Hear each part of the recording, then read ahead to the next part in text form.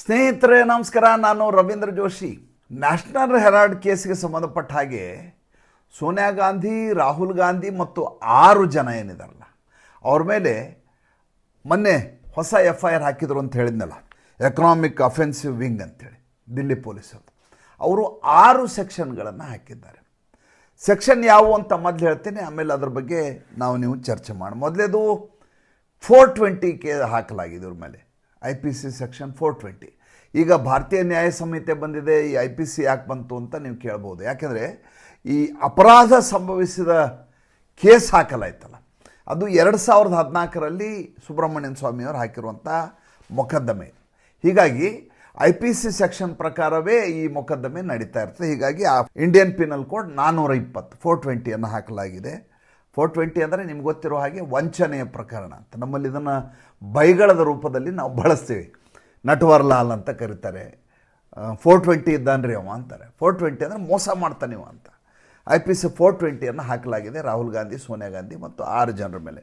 ಸುನೀಲ್ ಭಂಡಾರಿ, ಆಮೇಲೆ ಸ್ಯಾಮ್ ಪಿಟ್ರೋಡಾ, ಇವರೆಲ್ಲರ ಮೇಲೆ ಹಾಕಲಾಗಿದೆ. ಇದಾದ ಮೇಲೆ 403 ಹಾಕಿದೆ, IPC ಸೆಕ್ಷನ್ 403, ಅಂದರೆ ಮಿಸ್ಅಪ್ರಾಪ್ರಿಯೇಷನ್ ಆಫ್ ಪ್ರಾಪರ್ಟಿ ಅನ್ನು, ಆಸ್ತಿಯ ದುರುಪಯೋಗದ ಪ್ರಕರಣ ಹಾಕಲಾಗಿದೆ. ಆಮೇಲೆ 406 IPC ಸೆಕ್ಷನ್ 406, ಇದು ವಿಶ್ವಾಸಘಾತ ಮಾಡಿದ್ದು ಅಂತ, ಅಂದರೆ ನಂಬಿಕೆಗೆ ದ್ರೋಹ ಮಾಡಿರುವಂಥ ಪ್ರಕರಣ ಇದು ಅಂತ. ಅದರ ಜೊತೆಗೆ 120B ಅಂತ. ಈ 120B ಷಡ್ಯಂತ್ರ ಅಂತ, ಅಂದರೆ ಯಾರೋ ಒಬ್ಬರು ಮರ್ಡರ್ ಮಾಡಿರ್ತಾರೆ, ಮರ್ಡರ್ ಮಾಡಲಿಕ್ಕೆ ಒಬ್ಬರು ಸ್ಕೆಚ್ ಹಾಕಿರ್ತಾರಲ್ಲ, ಅದಕ್ಕೆ ಷಡ್ಯಂತ್ರ ಅಂತ 120B ಅನ್ನು ಬಳಸಲಾಗಿದೆ. ನೋಡಿ, ಈ ಕೇಸಿನ ವಿಚಿತ್ರ ಎಷ್ಟು ವಿಚಿತ್ರವಾಗಿದೆ ಅಂದರೆ, ಇದು ಜುಲೈ 14ನೇ ತಾರೀಕೆ ಇದರದ್ದು ಎಲ್ಲ ಆರ್ಗ್ಯುಮೆಂಟ್ ಮುಗಿದೋಗಿದೆ. ಎನ್ಫೋರ್ಸ್ಮೆಂಟ್ ಡೈರೆಕ್ಟ್ರೇಟು ಚಾರ್ಜ್ ಶೀಟ್ ಹಾಕಿತ್ತು, ಚಾರ್ಜ್ ಶೀಟ್ ಹಾಕಿದಾದ್ಮೇಲೆ ಆರ್ಗ್ಯುಮೆಂಟ್ ನಡೀತು. ಆರ್ಗ್ಯುಮೆಂಟ್ ನಡೆದು ಜುಲೈ 14ಕ್ಕೆ ಇದರ ತೀರ್ಪನ್ನು ಕಾದಿರಿಸಲಾಯಿತು. ಎಷ್ಟು ದಿವಸ ಕಾದಿರಿಸಲಾಯಿತು? ಅದಾದಮೇಲೆ ಜುಲೈ 29ಕ್ಕೆ ಡೇಟ್ ಹಾಕಲಾಯಿತು. ಜುಲೈ 29ಕ್ಕೆ ತೀರ್ಪನ್ನು ಕೊಡಲಿಲ್ಲ. ಅದಾದಮೇಲೆ ಆಗಸ್ಟ್ 8ಕ್ಕೆ ಡೇಟ್ ಹೋಯಿತು. ಆಗಸ್ಟ್ 8ಕ್ಕೆ ಇದರ ತೀರ್ಪು ಬರಲಿಲ್ಲ. ನ್ಯಾಷನಲ್ ಹೆರಾಲ್ಡ್ ಪ್ರಕರಣದ ಬಗ್ಗೆ ಮಾತಾಡ್ತಾ ಇದ್ದೀನಿ ನಾನು. 5,700 ಕೋಟಿ ರೂಪಾಯಿ ಆಸ್ತಿಯನ್ನು ರಾಹುಲ್ ಗಾಂಧಿ, ಸೋನಿಯಾ ಗಾಂಧಿಯವರು ನ್ಯಾಷನಲ್ ಹೆರಾಲ್ಡ್ ಆಸ್ತಿಯನ್ನೆಲ್ಲ ತಮ್ಮ ಕಂಪ್ನಿಗೆ ಟ್ರಾನ್ಸ್ಫರ್ ಮಾಡಿಸ್ಕೊಂಡಂಥ ಪ್ರಕರಣ ಇದು. ಯಂಗ್ ಇಂಡಿಯನ್ ಅನ್ನುವಂಥ ಕಂಪ್ನಿ ಮೂಲಕ ತಮ್ಮ ಹೆಸರು ತೊಗೊಂಡು 76% ಸ್ಟೇಕ್ ಇದೆ ಅವ್ರದ್ದು ಅದರಲ್ಲಿ. ಅದಾದಮೇಲೆ ಜುಲೈ 14ರಿಂದ ಜುಲೈ 29ಕ್ಕೆ ಹೋಯ್ತು. ಜುಲೈ 29ರಿಂದ ಆಗಸ್ಟ್ 8ಕ್ಕೆ ಹೋಯ್ತು. ಆಗಸ್ಟ್ 8ರಿಂದ ನವೆಂಬರ್ 29ಕ್ಕೆ ಇದರ ತೀರ್ಪಾಗಬೇಕಾಗಿತ್ತು. ಈಗ ಇದನ್ನು ಡಿಸೆಂಬರ್ 16ಕ್ಕೆ ಹಾಕಲಾಗಿದೆ. ಡಿಸೆಂಬರ್ 16ಕ್ಕೆ ನ್ಯಾಷನಲ್ ಹೆರಾಲ್ಡ್ ಪ್ರಕರಣದ ತೀರ್ಪನ್ನು ಕೊಡಲಾಗತ್ತೆ ಅಂತ ಕೋರ್ಟು ಡೇಟನ್ನು ಹಾಕಲಾಗಿದೆ. ನನಗೆ ಅಚ್ಚರಿಯಾಗಿದ್ದೇನಪ್ಪ ಅಂದರೆ, ಡಿಸೆಂಬರ್ 1ರಿಂದ ಡಿಸೆಂಬರ್ 19ರವರೆಗೂ ಚಳಿಗಾಲದ ಅಧಿವೇಶನ ನಡೆಯುತ್ತೆ ಸಂಸತ್ನಲ್ಲಿ. ಬರೋಬ್ಬರಿ ಕೊನೆಯಾಗುವ ದಿನಾಂಕಗಳು, ಚಳಿಗಾಲದ ಅಧಿವೇಶನ ಮುಗಿಯಬೇಕು, 3 ದಿವಸ ಇರುತ್ತೆ. ಆ 3 ದಿವಸ ಇದ್ದಾಗ ನ್ಯಾಷನಲ್ ಹೆರಾಲ್ಡ್ ಪ್ರಕರಣದ ತೀರ್ಪು ಬರಲಿಕ್ಕೆ ಸಾಧ್ಯವಾ? ಬಂದರೆ ಯಾವ ರೀತಿ ಕಾಂಗ್ರೆಸ್ನವರು ಹಂಗಾಮ ಮಾಡ್ಬೋದು ಈ ದೇಶದಲ್ಲಿ? ಯಾಕೆಂದರೆ ಈ ಹಿಂದೆ ರಾಹುಲ್ ಗಾಂಧಿಯವರು CBIಗೆ ವಿಚಾರಣೆಗೆ ಹೋಗ್ತಾಯಿದ್ರು. ಹೋಗುವ ಸಂದರ್ಭದಲ್ಲಿ 3 ದಿವಸ ಮುಂಚಿಂದ ದೊಡ್ಡದಾಗಿ ಈ ದೇಶದಲ್ಲಿ ಏನೋ ಘೋರವಾದಂಥ ಅಪರಾಧ ನಡೀತಾ ಇದೆ ಅನ್ನೋ ಹಾಗೆ, ಏನೋ ದೊಡ್ಡ ಷಡ್ಯಂತ್ರ ಮಾಡಲಾಗ್ತಾ ಇದೆ ರಾಹುಲ್ ಗಾಂಧಿ ಮೇಲೆ ಗೂಬೆ ಕೂರಿಸಲಾಗ್ತಾ ಇದೆ ಅನ್ನುವ ರೀತಿಯಲ್ಲಿ ಎಲ್ಲ ಕಾಂಗ್ರೆಸ್ನ ಈ ಒಂದಿ ಮಾಗಧರೇನಿದ್ದಾರೆ ಅವರೆಲ್ಲ ಬೆಳಗ್ಗೆಯಿಂದ ಸಂಜೆವರೆಗೂ ಅದರ ಬಗ್ಗೆ ಮಾತಾಡ್ಲಿಕ್ಕೆ ಶುರು ಮಾಡಿದರು.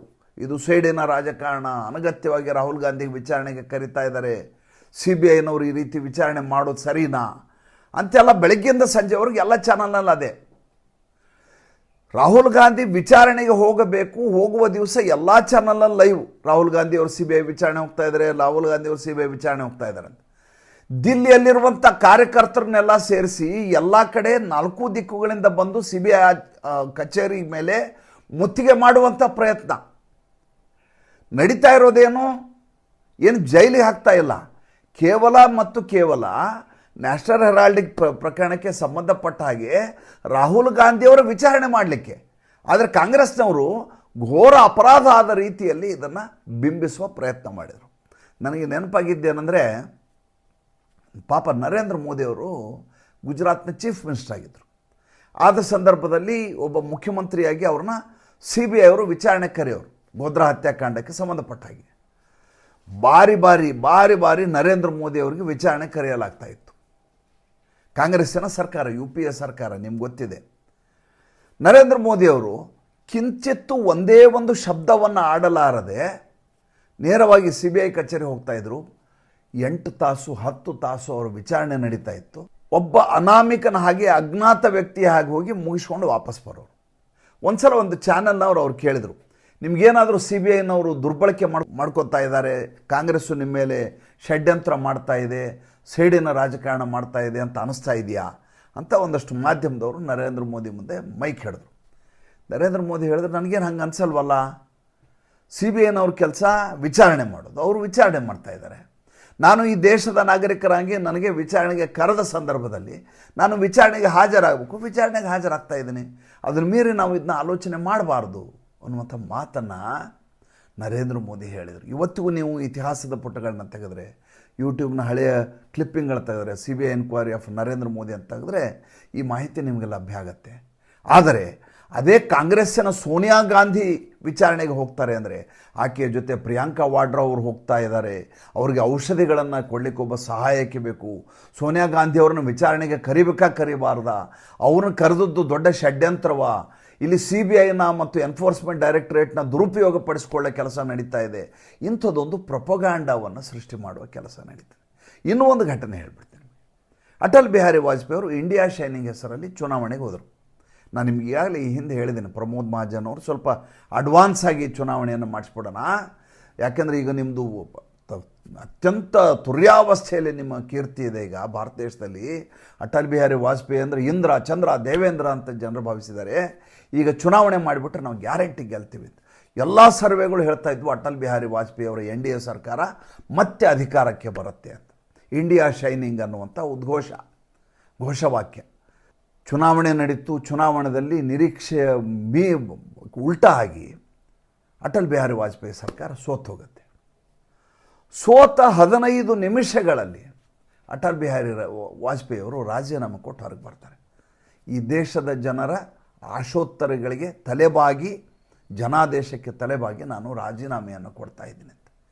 ಒಂದೇ ಒಂದು ಸಲ ಅವರು ಈ ಚುನಾವಣಾ ವ್ಯವಸ್ಥೆಯ ಬಗ್ಗೆ ಮಾತಾಡಲಿಲ್ಲ.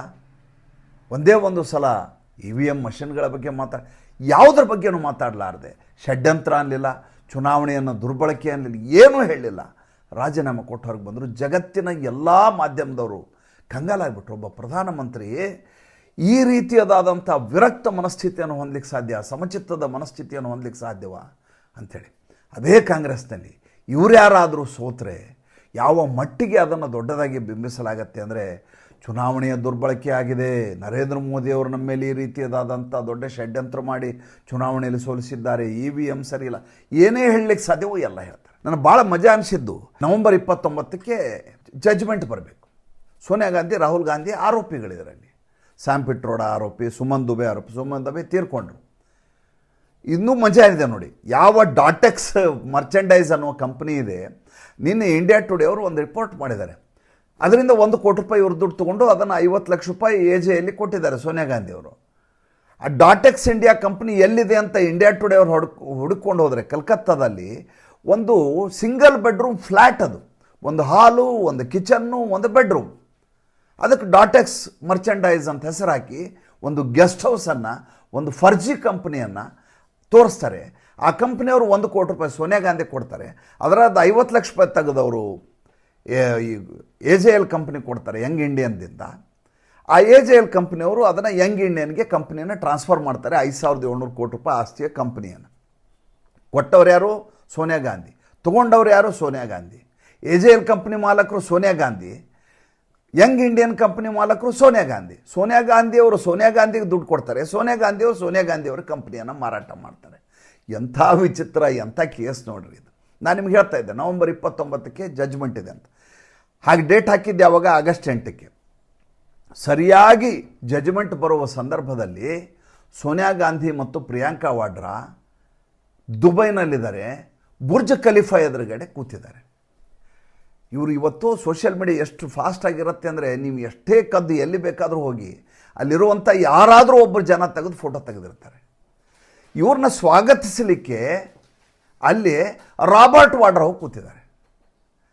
ನೋಡಿ ಮಜಾ ನೋಡಿ ಹೇಗಿದೆ. ಈ ರಾಬರ್ಟ್ ವಾಡ್ರಾ ಕೇಸ್ ಕೇಳಬೇಕು ನೀವು, ಇದು ಗುರುಗ್ರಾಮ್ ಕೇಸು. ಈ ರಾಬರ್ಟ್ ವಾಡ್ರಾ ಒಂದು ಅಗ್ರಿಕಲ್ಚರ್ ಲ್ಯಾಂಡನ್ನು ತನ್ನ ಹೆಸರಿಗೆ ಬರ್ಸ್ಕೊಂಡು, ತನ್ನ ಕಂಪನಿ ಹೆಸರು ಬರ್ಸ್ಕೊಂಡು, ಅಲ್ಲಿ ಅವಾಗ ಕೂಡ ಸರ್ಕಾರ ಇದ್ದದ್ದು, ಕಾಂಗ್ರೆಸ್ಸಿನ ಸರ್ಕಾರ. 7 ಕೋಟಿ ರೂಪಾಯಿಗೆ ಆಸ್ತಿಯನ್ನು ತೊಗೋತಾರೆ, ಅಗ್ರಿಕಲ್ಚರ್ ಲ್ಯಾಂಡ್ ತೊಗೋತಾರೆ. ಅದನ್ನು ಕಮರ್ಷಿಯಲ್ ಮಾಡ್ಲಿಕ್ಕೆ ಬರಲ್ಲ ಅಂತ ರಿಜೆಕ್ಟ್ ಮಾಡಲಾಗಿರುತ್ತೆ. ಇದು ವ್ಯವಸಾಯದ ಭೂಮಿ, ಇದನ್ನು ಕಮರ್ಷಿಯಲ್ ಮಾಡ್ಲಿಕ್ಕೆ ಸಾಧ್ಯ ಇಲ್ಲ ಅಂತ. ಇವ್ರದೇ ಸರ್ಕಾರ ಆದ್ದರಿಂದ ಈತ ತೊಗೊಂಡು 6.5 ಕೋಟಿ ರೂಪಾಯಿ ಚೆಕ್ ಕೊಡ್ತಾರೆ ಅವನಿಗೆ. ಯಾವ ವ್ಯವಸಾಯ ಭೂಮಿಯನ್ನು ಈ ರಾಬರ್ಟ್ ವಾಡ್ರಾ ತೊಗೊಂಡಿದ್ದಾನೋ ಆತ 6.5 ಕೋಟಿ ರೂಪಾಯಿ ಚೆಕ್ಕನ್ನು ವ್ಯವಸಾಯದ ಭೂಮಿಯ ಒಡೆಯನಿಗೆ ಕೊಡ್ತಾರೆ. ಈತನ ಈ ಯಾವ ಕಂಪ್ನಿಯಿಂದ ಈತ ಚೆಕ್ ಕೊಡ್ತಾನೆ, ಆ ಬ್ಯಾಂಕಿನಲ್ಲಿ ಅವನ ಅಕೌಂಟ್ನಲ್ಲಿದ್ದು ದುಡ್ಡು 1 ಲಕ್ಷ ರೂಪಾಯಿ. ಚೆಕ್ ಕೊಟ್ಟದ್ದು 6.5 ಕೋಟಿ ರೂಪಾಯಿದು. ಆ 6.5 ಕೋಟಿ ರೂಪಾಯಿ ಚೆಕ್ಕನ್ನು ಬ್ಯಾಂಕಿಗೆ ಹಾಕೋದಿಲ್ಲ, ಯಾಕಂದರೆ ಇದು ಅಂಡರ್ಸ್ಟ್ಯಾಂಡಿಂಗು. ಆ ಲ್ಯಾಂಡನ್ನು ತೊಗೊಂಡು ಕಮರ್ಷಿಯಲ್ ಯೂಸ್ ಅಂತ ಮಾಡ್ತೀವಿ. ಯಾವುದೇ ಒಂದು ಭೂಮಿಯನ್ನು ನೀವು ವ್ಯವಸಾಯದಿಂದ ಬೇರೆ ಬಳಕೆಗೆ ಬಳಸುವಾಗ ಅದನ್ನು ಪರಿವರ್ತಿತ ಭೂಮಿ ಅಂತ ಮಾಡಬೇಕಾಗ್ತದೆ. ಪರಿವರ್ತಿತ ಭೂಮಿ ಕಮರ್ಷಿಯಲ್ ಮಾಡಿಸ್ತಾರೆ. ಕಮರ್ಷಿಯಲ್ ಮಾಡಿಸಿ 58 ಕೋಟಿ ರೂಪಾಯಿಗೆ ಅದನ್ನು ಮಾರ್ತಾನೆ. 65 ಕೋಟಿಗೆ ಮಾರ್ತಾನೆ, 58 ಕೋಟಿ ರೂಪಾಯಿ ಲಾಭ ಆಗತ್ತೆ. ವಿಚಿತ್ರ ನೋಡಿ, ಇಡೀ ಕೇಸು ಮನಿ ಲಾಂಡ್ರಿಂಗ್ ಕೇಸ್. ಇದು ಇಡೀ ಕೇಸಲ್ಲಿ ಸರ್ಕಾರವನ್ನು ದುರ್ಬಳಕೆ ಮಾಡಿಕೊಂಡು ಕಮರ್ಷಿಯಲ್ ಮಾಡಿಸಿ ಚೆಕ್ ಕೂಡ ಪಾಸ್ ಮಾಡಿಸಲಾರದೆ, ವ್ಯವಹಾರವೇ ನಡೀಲಾರದೆ ಈ ಎಲ್ಲ ಪೇಪರಲ್ಲಿ ನಡೆದದ್ದು. ರಾಬರ್ಟ್ ವಾಡ್ರಾ ಈ ರೀತಿಯಾದಂಥ ಹಗರಣ ಮಾಡ್ತಾನೆ. ಆ ರಾಬರ್ಟ್ ವಾಡ್ರಾ ದುಬೈನಲ್ಲಿ ಇವ್ರನ್ನ ಸ್ವಾಗತಿಸ್ತಾನೆ. ಅಲ್ಲಿಗೆ ಈ ಪ್ರಿಯಾಂಕಾ ವಾಡ್ರಾ ಮತ್ತು ಸೋನಿಯಾ ಗಾಂಧಿ ಹೋಗಿ ಕೂತಿರ್ತಾರೆ. ಯಾರಾದರೂ ಆರೋಪಿಗಳು ಇಂಥದ್ದೊಂದು ದೊಡ್ಡದಾದಂಥ ಷಡ್ಯಂತ್ರ ಮಾಡಿ ಜಜ್ಮೆಂಟ್ ಬರೋ ದಿವಸ ಬೇರೆ ದೇಶಕ್ಕೆ ಹೋಗಿ ಕೂತದ್ದು ಎಲ್ಲಾದರೂ ನೋಡಿದ್ದೀರಾ?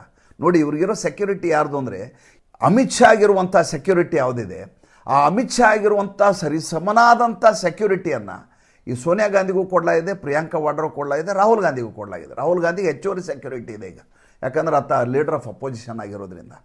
ಆದರೆ ಇವರು ಎಲ್ಲಿ ಹೋಗ್ತಾರೆ ಅಂತ ಯಾರಿಗೂ ಹೇಳೋದೇ ಇಲ್ಲ.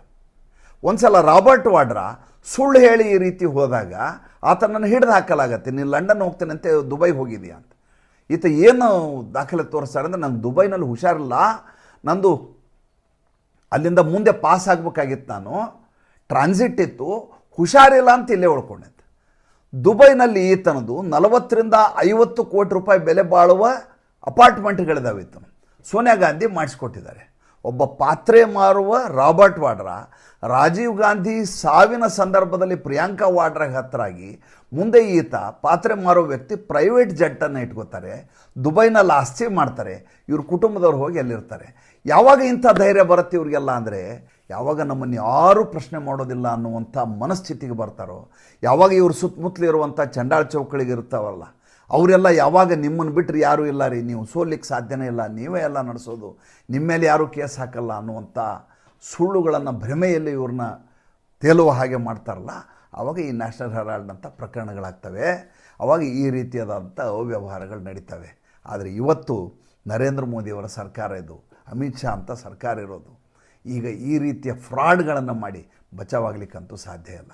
ಏನಾಗುತ್ತೆ ಪ್ರಕರಣ ಮತ್ತೆ ಮುಂದಿನ ಸಂಚಿಕೆಯಲ್ಲಿ ಹೇಳ್ತೀನಿ. ಸಂಚಿಕೆ ಇಷ್ಟ ಆಗಿದ್ದರೆ ಲೈಕ್ ಮಾಡಿ, ಫಾಲೋ ಮಾಡಿ, ಶೇರ್ ಮಾಡಿ. ನಮಸ್ಕಾರ.